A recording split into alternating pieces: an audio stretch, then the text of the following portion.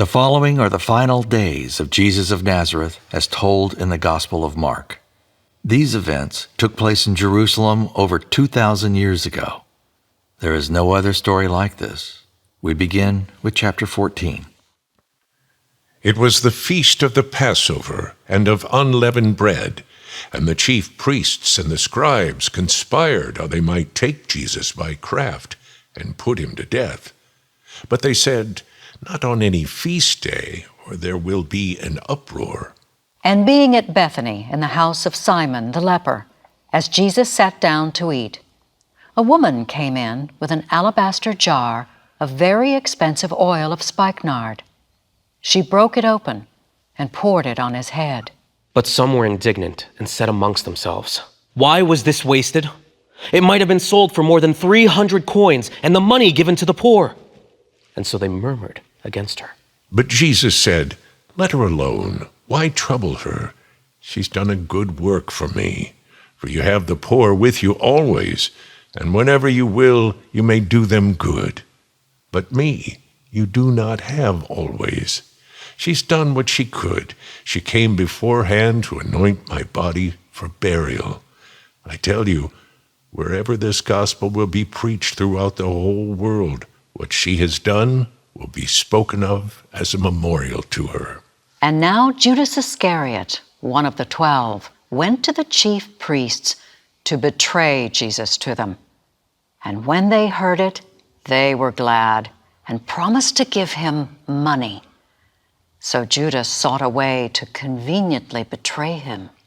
On the first day of unleavened bread, when they killed the Passover lamb, his disciples said to him, "Where do you want us to go and prepare a place to eat the Passover?"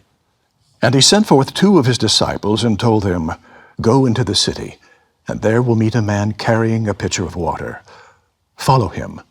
Wherever he goes in, say to the man of the house, 'The master says, where is the guest chamber where I may eat the Passover with my disciples?' And he will show you a large upper room, furnished and prepared. There make everything ready." And his disciples went into the city and found it exactly as he had said. And they made ready for Passover. In the evening, Jesus came with the 12.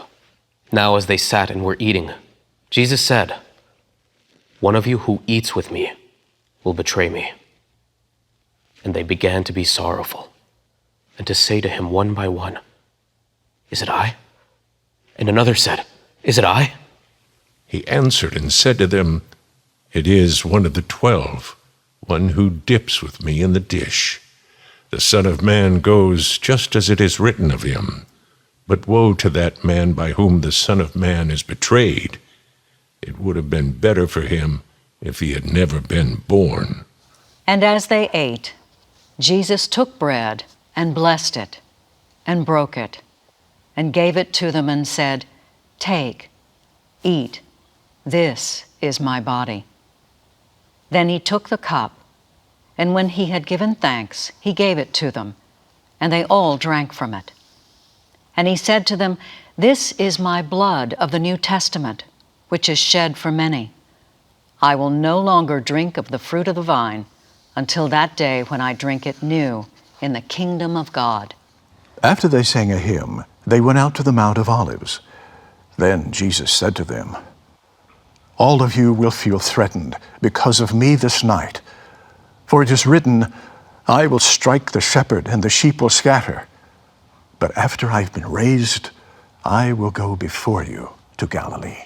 Peter said to him, "Even if all scatter, yet I will stay true."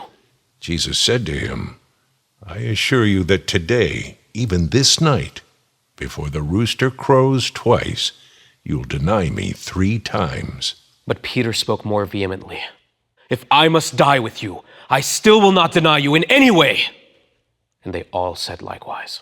And they came to a place named Gethsemane. And he said to his disciples, "Sit here while I pray." And he took with him Peter, James, and John. And he began to be distressed and heavy-hearted. And he said to them, "My soul is sorrowful unto death. Stay here and watch." He went forward a little and threw himself on the ground and prayed that, if it were possible, the hour might pass from him. And he said, Abba, Father, all things are possible for you. Take away this cup from me. Nevertheless, not what I will, but what you will. He came back and found them sleeping and said to Peter, Are you sleeping? You couldn't watch 1 hour? Watch and pray, lest you enter into temptation. The spirit is ready, but the flesh is weak. Again he went away and prayed, and spoke the same words. And when he returned, he found them asleep again. And again they did not know what to answer him. Then he came a third time and said to them, You're sleeping now? It is enough. The hour has come. Look, the Son of Man is being betrayed into the hands of sinners. Rise up, let us go. He that betrays me is at hand. And while he was still speaking, Judas came, one of the 12, and with him a great multitude with swords and staves from the chief priests and the scribes and the elders. And his betrayer had given them a sign, saying, Whomever I kiss, that's him. Take him and lead him away safely. As soon as he came, Judas went straight to Jesus and said to him, Master, Master, and kissed him. And they laid their hands on him and took him. Then Jesus said to them, Have you come out as against a thief with swords and staves to take me? I was daily with you in the temple, teaching, and you did not take me. But the scriptures must be fulfilled. And they all forsook him and fled. And Jesus was taken alone before the high priest, and with him were assembled all the chief priests, the elders, and the scribes. And Peter followed him, even into the palace of the high priest. But he sat with the servants and warmed himself at the fire. And the chief priests and all the council sought for witnesses against Jesus to put him to death, and found none. For many offered false witness against him, but their stories did not agree. And then some gave false testimony, saying, We heard him say, I will destroy this temple made with hands, and within 3 days I will build another made without hands. But again their testimony did not agree. So the high priest stood up and asked, Jesus, do you answer nothing? Nothing to what they witness against you? But Jesus held his peace and answered nothing. Finally, the high priest asked him, Are you the Christ, the Son of the Blessed? Jesus said, I am. And you will see the Son of Man sitting at the right hand of power and coming in the clouds of heaven. Then the high priest ripped his clothes and said, We no longer need witnesses. You have heard the blasphemy. What do you think? And they all condemned him to be guilty and be punished with death. And some began to spit on him and to cover his eyes and beat him, saying to him, Prophesy! And the servants struck him with the palms of their hands. Now as Peter was below in the palace, there came one of the servant women of the high priest. When she saw Peter warming himself, she stared at him and said, You also were with Jesus of Nazareth. But he denied it, saying, I don't know him. I don't understand why you're saying that. And he went out onto the porch, and a rooster crowed. And the servant woman saw him again, and began to say to those who stood by, This is one of them. But he denied it again. And a little afterwards, others who stood by said to Peter, Surely you are one of them, for you are Galilean. The way you talk proves it. Then Peter began to curse and swear, I do not know this man you talk about. A second time the rooster crowed. Then Peter called to mind the words that Jesus said to him, Before the rooster crows twice, you will deny me 3 times. And at the thought of it, Peter wept. Straightway that morning the chief priests consulted with the elders and scribes and the whole council. They bound Jesus, led him away, and delivered him to Pilate, the Roman governor. And Pilate asked him, Are you the king of the Jews? He answered, So you say. And the chief priests accused him of many things. But he answered nothing. Then Pilate addressed him again. You have nothing to say. See how many things they testify against you. But Jesus said not a word, so that Pilate marveled. Now, at the feast, Pilate would release one prisoner for the crowd, any prisoner they requested. And among those who had rebelled against Rome was one named Barabbas. He had committed murder in the insurrection. And the multitude cried out for Pilate to do as he had always done for them. But Pilate answered, Do you want me to release to you the King of the Jews? For he knew that the chief priests had handed him over because of envy. But the chief priests stirred the crowd that he should release Barabbas instead. Pilate said to them again, What do you want me to do with the one you call the King of the Jews? So they cried out again, Crucify him! Then Pilate said to them, Why? What evil has he done? But they cried out even louder, Crucify him! So Pilate, willing to keep the crowd content, released Barabbas to them. And he ordered Jesus to be scourged and then crucified. And the soldiers led him away into the hall called Praetorium. And they called together the whole command, and they clothed him in purple. And they twisted a crown of thorns, put it on his head, and began to salute him. Hail, King of the Jews! Then they struck him on the head with a reed and spat on him. And bending their knees, they worshipped him. And when they had mocked him, they took off the purple, put his own clothes on him, and led him out to crucify him. And they compelled a man as he was passing by, Simon, a Cyrenian, and forced him to carry the cross for Jesus. And they brought him to the place called Golgotha, which means place of the skull. They gave him wine mingled with myrrh to drink, but Jesus refused it. And then they crucified him. They divided his garments, casting lots to see what every man would take. And it was the third hour when they crucified him. Above him, they wrote his accusation, This is the King of the Jews. With him they crucified two thieves, one on his right and the other on his left.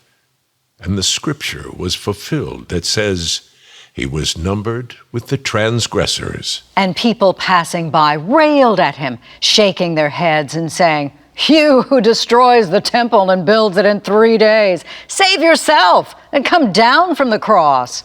Likewise, the chief priests, mocking among themselves with the scribes, said, He saved others, but he can't save himself. Let the Christ, the King of Israel, descend now from the cross, that we may see and believe.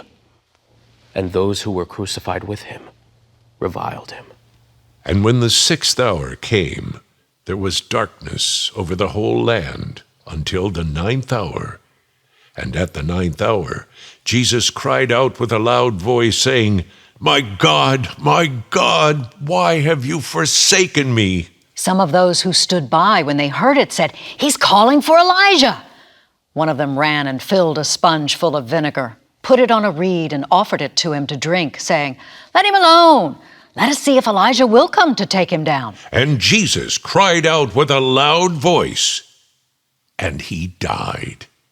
When the centurion who stood nearby saw that he cried out when he gave up the ghost, he said, Truly, this man was the Son of God. There were also women looking on, among whom were Mary Magdalene, Mary the mother of James the Less and of Joseph, and Salome, who had followed him in Galilee and ministered to him. And many other women had come up with him to Jerusalem. And when evening had come, because it was the day before the Sabbath, Joseph of Arimathea boldly went to Pilate to ask for the body of Jesus. Pilate wondered if he was already dead. He called for the centurion and asked him whether he had been dead for a while. And when he found out from the centurion, he granted the body to Joseph. Then Joseph bought fine linen and took Jesus down from the cross and wrapped him in the linen. And he laid him in a grave that was carved out of the rock and rolled a stone to cover the entrance. And Mary Magdalene And Mary, the mother of Joseph, watched on and saw where he was laid. And when the Sabbath was past, Mary Magdalene and Mary, the mother of James, and Salome had bought sweet spices that they might come and anoint Jesus' body. Very early in the morning, the first day of the week, at the rising of the sun, they walked to the sepulchre. And they said among themselves, "Who will roll away the stone for us?" And when they looked, they saw that the stone was rolled away. It was very large. And entering the sepulchre, they saw a young man sitting on the right side, clothed in a long white garment. They were frightened. And he said to them, "Don't be afraid. You seek Jesus of Nazareth who was crucified? He is risen. He is not here. Look where they laid him. But go your way, tell his disciples and Peter that he goes before you into Galilee. And there you will see him, as he said to you." So they went out quickly and ran from the grave, for they trembled and were amazed. They didn't say anything to anyone, for they were afraid. This concludes the reading, as the earliest manuscripts of Mark's Gospel end here. But there is one last item. At the very midpoint of Mark's Gospel, Jesus asked the 12 one very direct question. And now he asks the same question of you. Who do you say that I am? Thank you for your time. May the Lord be with you always. This reading was based on the King James Version of the Bible, modified for the modern audience. You'll find this story in chapters 14 through 16 of the Gospel of Mark. The cast has been Alan Ackles, Doc Morgan, Nazi Tarsha, and Sonia Van Sickle. Audio engineer and editor, Kevin Brown. Video editor and art director, Nanette Haggart. Producer, Terry Pear. Encouragement and prayers from Highlands Christian Church, Dallas, Texas.